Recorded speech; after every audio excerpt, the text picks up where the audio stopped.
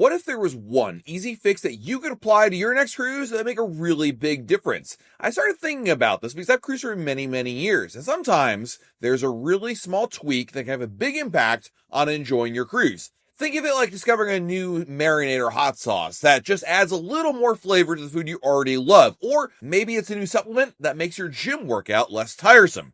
Cruises are a really personalized experience because everybody has a different way they can enjoy it. We could both be on the same ship, on the same sailing, but experience different things because there's many aspects of how to enjoy your cruise. You can sit in your cabin all day, or you can be out and about in all the parties. So I asked our readers for one simple thing they do to make their cruise even better, and I wanted to share with you what they came up with because these could be tweaks that could truly improve your cruise experience. Number one is skip the buffet for breakfast. So a great example of do this, not that, is where to have breakfast on the cruise. Most people, like me, usually just head up to the Windjammer buffet for breakfast and totally fine, but it can be crowded, and of course the quality of food different than you'd get at a sit-down restaurant. But one of our readers recommended going to a sit-down breakfast and skipping the buffet altogether. Royal Caribbean opens its main dining room for breakfast every day of the cruise, including the final morning. Not only is the pace more relaxed, but you're assigned a table and have the choice of a traditional American breakfast. You'll have scrambled eggs, omelets, pancakes, and more. It also won't take a long time to enjoy your breakfast in the main dining room. I know some people are like, oh, I don't want to sit there and have a full meal, but really, for breakfast, it goes by pretty quickly, and I think you can expect to complete the full meal, certainly in less than an hour. Really, the only downside of this is that the main dining room doesn't serve breakfast for nearly as long as the Windjammer does, so if you're going to go there, you'll need to go early. As an example, on Oasis of the Seas, breakfast is served between 8 a.m. and 9:30 a.m.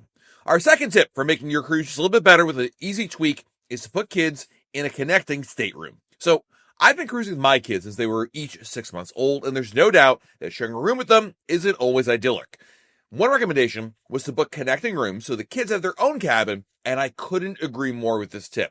Booking connecting rooms instead of a larger single room is one of my favorite family cruise hacks. This strategy gets you an extra bathroom, separation with the common door, and so much more privacy and living space. The older your kids get, the more important this tip really becomes. When my kids were young, they needed a perfectly dark and quiet environment to fall asleep and stay asleep. This meant my wife and I had to go to bed early and had to keep the lights and noise to a minimum as not to disturb them. As they got older, having an extra bathroom went from nice to have to must have because of how much time girls need to prep and pamper before they go out. I don't understand it, but it's a thing. Anyway, plus having that separate bedroom gives everybody privacy. Now, I love my kids, but sharing one cabin with them isn't necessarily the best setup for a cruise. It's also worth mentioning that booking two connecting smaller cabins may actually be cheaper than a single larger, higher category room, such as a suite.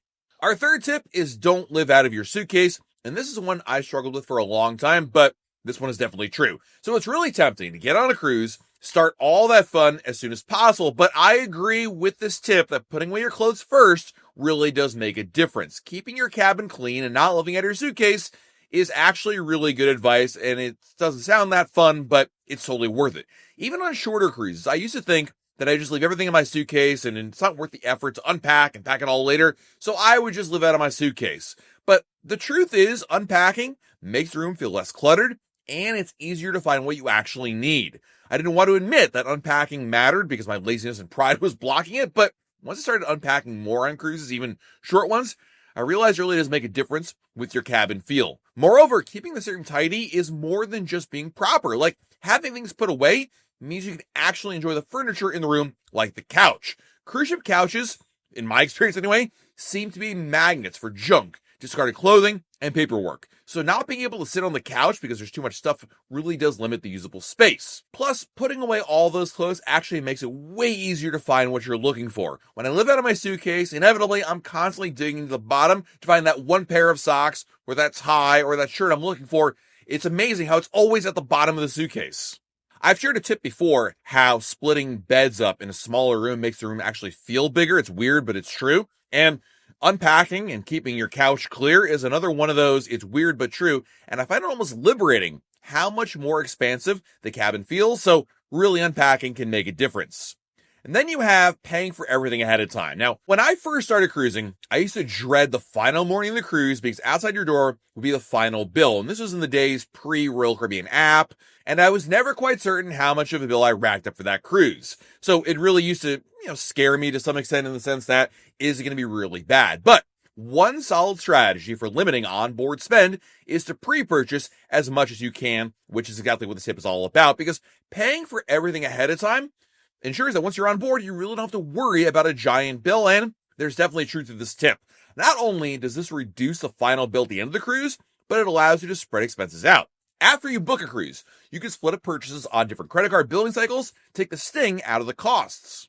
Equally important to that is how much cheaper it is to prepay for all those things compared to buying them on board. Royal Caribbean has so many pre-cruise sales that you're almost certain to save money by pre-booking, especially for things like drink packages, shore excursions, internet access, and specialty dining. Many people do recommend a beverage package as an easy way for a better cruise, and using this tip of prepaying will save so much money for that. Usually, if you pre-plan and look at a couple different sales, you'll probably find discounts of up to 40% off a drink package when you pre-purchase it. So it's a really good tip and piece of advice beyond the fact of simply pre-booking. And the last tip for this video is a really important one, arguably even the most important, and that is relax and don't sweat the small stuff. So many readers share tips that kind of have the same general attitude about a cruise. Things like, go on it and forget about everything, or don't worry about unexpected plan changes, or don't sweat the small stuff and enjoy yourself, and of course, attitude, don't worry. Cruises are designed to be fun, enjoyable, and relaxing, but you've got to let it all come to you. Like any vacation, it may not all go exactly as you imagine. It might rain, your kids might have a bad day, your steak might not be cooked to order, and the Bills might blow another AFC Championship game. You can't let those things ruin your cruise. On one cruise, I had these great plans for visiting St. Thomas, and my plans backfired almost immediately, and I got so frustrated and angry. But my wife took me to a nearby bar for a drink to regroup, and it served as a good lesson that you can't let things like that go from a small problem to a major one that quote-unquote ruins your day or even your cruise. We had a couple of drinks, found something else to do, and we salvaged our day. My experience is akin to what really this recommendation is all about. That anything that doesn't go your way on a cruise shouldn't be the end of the world. Go with the flow and make the best of the situation. And then we have another tip, which is to cruise solo. So I saw a few people recommending cruising solo, and it's actually really solid advice. Cruising alone isn't ideal, but it is better than not cruising at all. Sometimes there are situations where friends and family can't join you for the cruise, but the chance to go on it is still worthwhile. On the surface, when you see comments of like cruising solo, it sounds like a preferred way of travel. But I think it's a really good reminder that if the choice is cruise solo or don't cruise at all, I think there is value in going alone. Now, to be clear, this isn't a free pass to your family in favor of a cruise, but there are situations where it may make sense to take a leap and try a cruise alone. I can tell you from experience, cruising alone isn't as limiting as you might fear. And in our next video, I'm going to share exactly why cruising alone is one of the best ways to travel and some of my best solo cruising tips. Let me know in the comments below what's one easy thing you would do to make a cruise even better. Looking forward to reading those comments below. While you're down below our video, hit the like button, subscribe to our channel, and turn on notifications. That way, YouTube lets you have a brand new video to share. This has been Matt from RoyalCaribbeanBlog.com. We'll talk again real soon.